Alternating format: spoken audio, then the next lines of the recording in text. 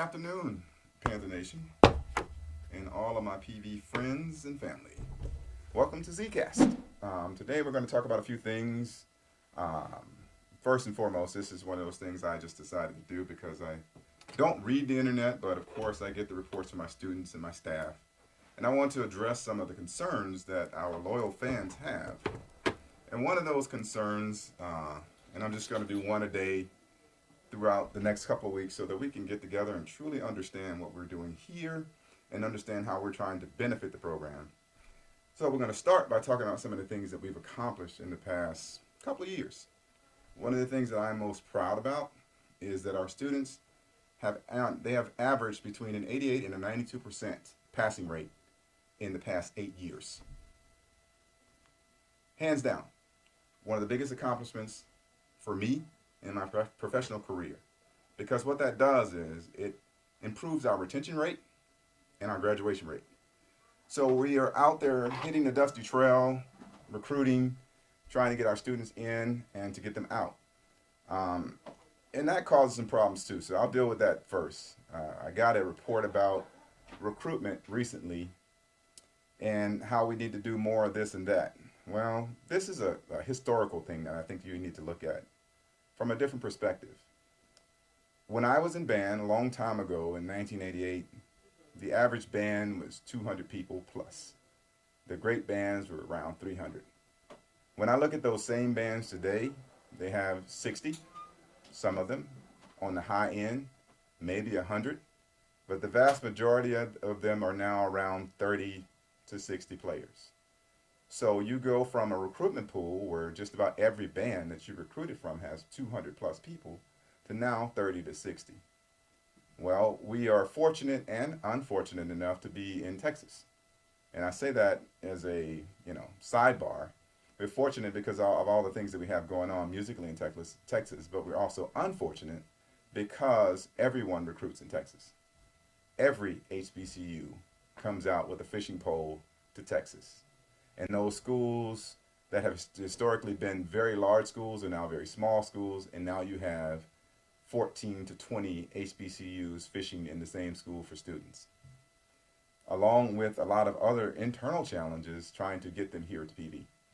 But that goes back to what I said at the beginning.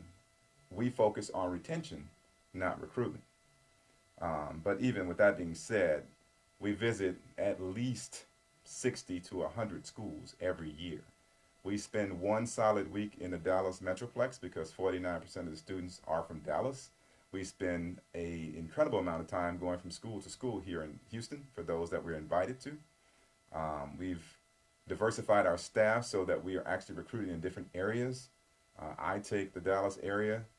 Prof. Hopkins has the Houston area along with Prof. Jimenez.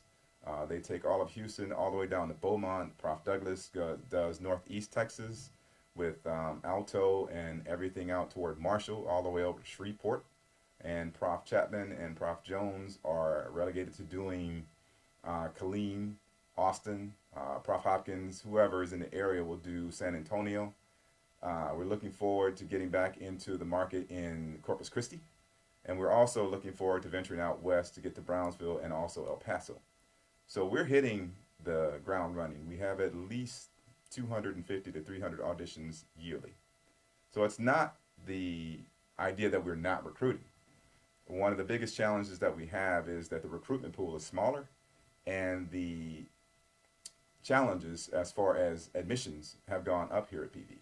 So those are all challenges that you may or may not know about, but I wanted you to hear it from the horse's mouth.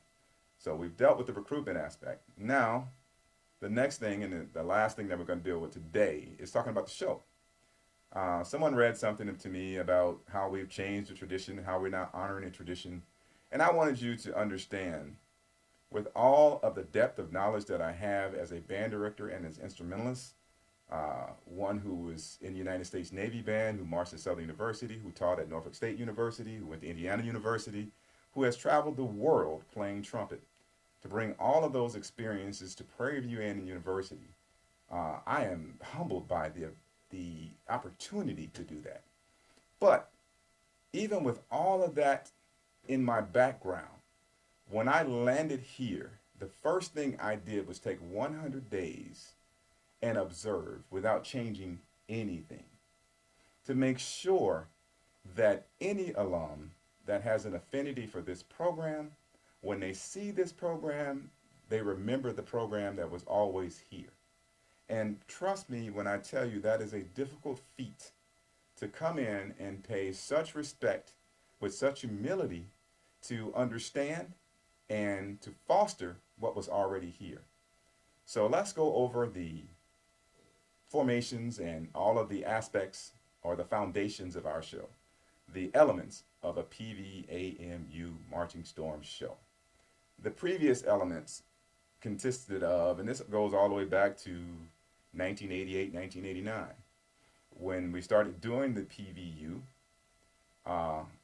which, you know, of course, if you're in the band, you realize it's preceded by sequence and the drum major intro. Well, let's start there. We still have the same drum major intro, verbatim in most cases. We still use the same cadence to get on the field, sequence, verbatim. We've used the 7 or 8 different variations on getting the PVU out on the field, which have traditionally been done here since in the last 30 years. We use the same traveling music to get to the first drill formation, same as they did in the past. We do a drill, same as they did in the past. That formation leads to a concert formation, same as they did in the past. We play a song for the Foxes, same as they did in the past. We play, if we have time, a concert number for our color guard, same as they did in the past. And that formation, if we have time to do a drum feature. And I think that's one of the other elements that is missing. Our audience does not understand that the time constraints for band has changed. When I was in the band, halftime was 25 minutes, possibly 30 minutes. So you could do a 15-minute show, and you rarely had another band come to your arena or your stadium.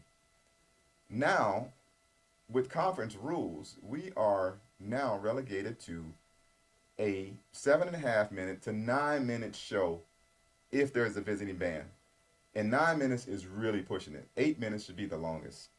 And our recent show in Cotton Bowl 2022, we did a show with the permission of one of the gentlemen from the Cotton Bowl. I let him know that our show was long because we had a drum feature.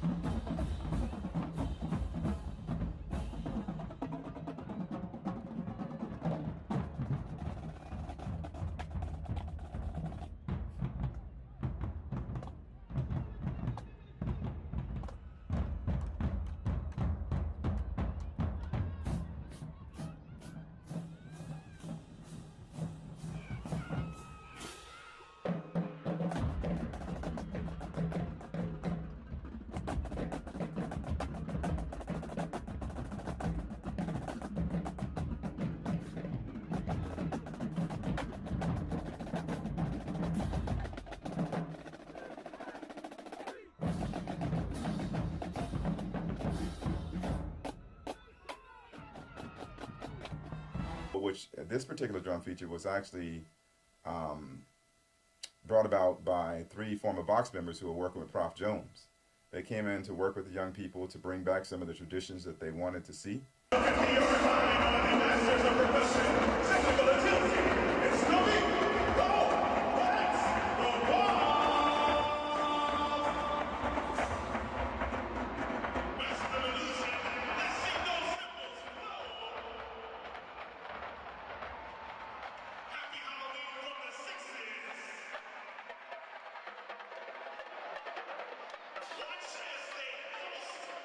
And they did that, and I allowed them to do that.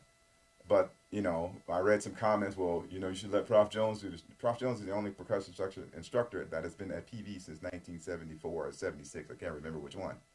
PV's only had one percussion instructor in 50 years.